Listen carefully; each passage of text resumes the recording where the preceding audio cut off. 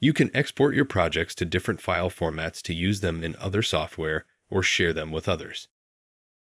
To export projects and files from Shapr3D, click File for Windows and Mac, or the More Settings icon for iPad, and then select Export.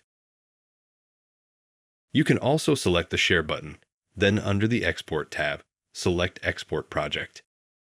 From the Export screen, choose your preferred format. Choose from the All Formats tab to view all the available formats.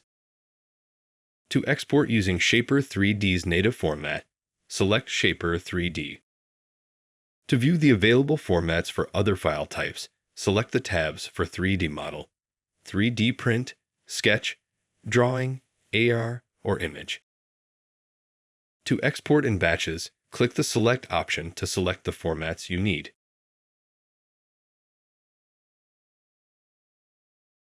Then, adjust the necessary project settings according to your preference. To continue, select Export. From the Save As dialog, choose your preferred location to save your exported projects.